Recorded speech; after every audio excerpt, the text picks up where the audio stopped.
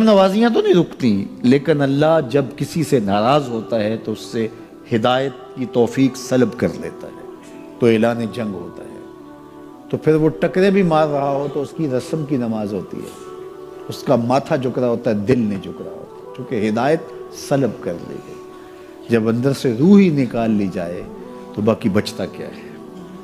یہ بات ذہن میں رکھیے گا کہ اللہ تعالیٰ جل شانہ نے ہمیں جن کاموں سے روکا ہے، جن کاموں سے منع کیا ہے، ان کاموں کے کرنے میں ہمیں کبھی بھی بھلائی اور خیر نہیں مل سکتی۔ یہ ہم جب اچھی طرح سے ذہن نشین کر لیں، اگر اللہ پر ہمارا یقین اور یقیناً اس پر ہمارا ایمان ہے، تو پھر وہ امر جو اللہ کی طرف سے جن سے روک دیا گیا تو ہم کبھی بھی ان کے قریب تک نہ جائیں، اور جن کاموں کے کرنے کا اسے حکم دیا گیا اس کی حکمتیں نہ بھی ہمیں معلوم ہوں۔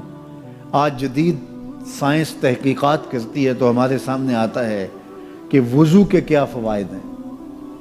آج ہمیں لوگ بتاتے ہیں کہ جناب آپ امامہ باندھیں گے تو سن سٹروک سے بچ جائیں گے۔ آج دنیا تحقیق اور جستجو کر کے نماز اور دوران خون اور جو ہے وہ نماز کی برکتیں اور کتنی بیماریوں سے نماز کے ذریعے سے بچنے کی کہانیاں سناتے ہیں۔ اچھی بات ہے، نماز سے صحت پہ اثر پڑتا ہے، یہ اچھی بات ہے کہ وضو سے بہت ساری بیماریوں سے نجات ملتی ہے، یہ اچھی بات ہے کہ سر پہ امامہ باندھ لیں تو سن سٹروک سے بچ جاتے ہیں، یہ اچھی بات ہے کہ آپ روزہ رکھتے ہیں تو کینسر جیسے امراض سے آپ کا بچاؤ ہوتا ہے، یہ اچھی بات ہے کہ فلاں عمل کرتے ہیں تو فلاں ہوتا ہے۔ لیکن صاحب ہم سن سٹروک سے بچنے کے لیے امامہ نہیں باندھتے، ہم محمد عربی کی ادا کے لیے باندھتے ہیں۔ دوران خون کے لیے نماز نہیں پڑھتے، ہم رب کے حضور سجدہ ریزی کے لیے اس کے حضور اپنی نیاز مندیوں کا سر جھکاتے ہیں۔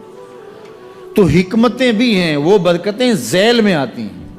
تو یہ بات ذہن میں رکھیے گا کہ حکمتیں معلوم نہ بھی ہوں تو ہم عمل کرتے ہیں۔ یہی تو ہے کہ یؤمنون بالغیب۔ بندہ سمجھتا ہے میں سودی کاروبار کر رہا ہوں، لیکن اس کے باوجود بھی میرا کاروبار تو چل رہا ہے، میں سودی کاروبار کر رہا ہوں، لوگ تو میری عزت کر رہے ہیں، مسجد کی کمیٹی کا میں صدر بھی ہوں، میں معززین شہر میں شامل بھی ہوں، لوگ مجھے جلسوں میں مہمان خصوصی بھی بلاتے ہیں، میں ایم پی اے بھی منتخب ہو گیا ہوں، مجھے وزارت کا قلمدان بھی سونپ دیا گیا ہے۔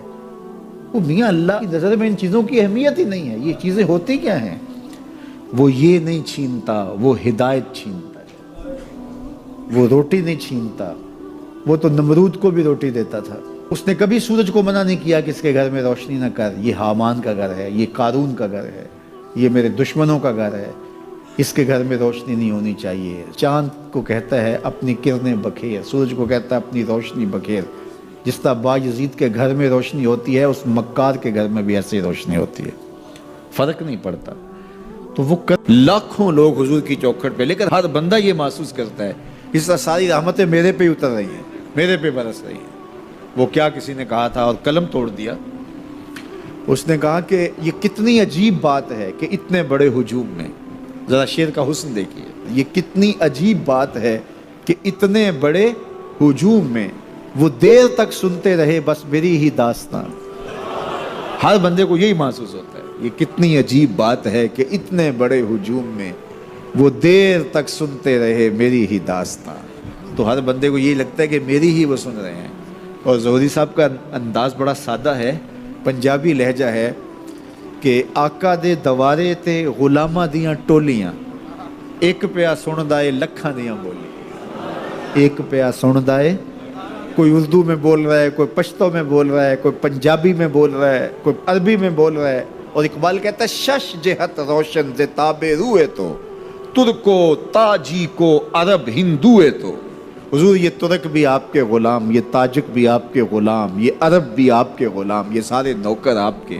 گرد تو گردد حریم کائنات، از تو خواہم یک نگاہ التفات۔ مجھے اپنے والد گرامی یاد آ گئے، وہ روزانہ یہ شعر پڑھا کرتے تھے، اور پڑھتے ہوئے ان کی جو کیفیت ہوتی تھی ہمیں ترس آتا تھا ان کے اوپر۔ ہم بالکل جب چھوٹے تو ہم خود رونے لگ جاتے تھے ان کو دیکھ کے۔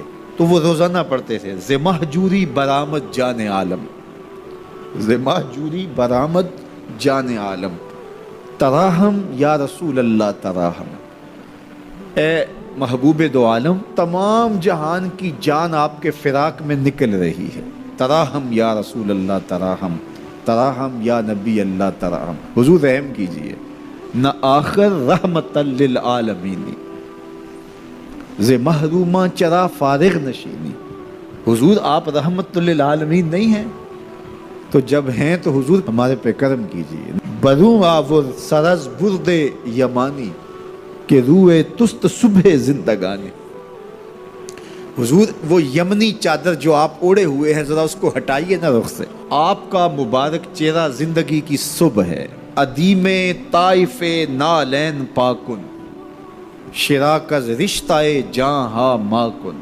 حضور طائف کے چمڑے کی بنے ہوئے مبارک نالین آپ زیب تن کیجئے، شراک از رشتہ جاں ہائے ماکن، اور اس مبارک نالین کے اندر تسمے میرے چمڑے کے نہیں میری جان کے ڈالیے، چے باشد گر کنی سوئم نگاہے پیا پہ گر نہ باشد گاہے گاہے، نگاہے یا رسول اللہ نگاہے صد ہزاراں جبریل اندر بشر، بحر حق سوئے غریباں یک نظر، یا رسول اللہ انظر حالنا یا حبیب اللہ اسما قالنا، اننی فی بحر غم مغرقن خذ یدی ساحل لنا اشکالنا، یا صاحب الجمال و یا سید البشر من وجہک المنیر لقد نور القمر، لا یمکن الثناء کما کان حقہ، بعد از خدا بزرگ توئی قصہ مختصر، اللہ اکبر، یہ معمول تھا ان کا، یہ وظیفہ کہہ لیجئے۔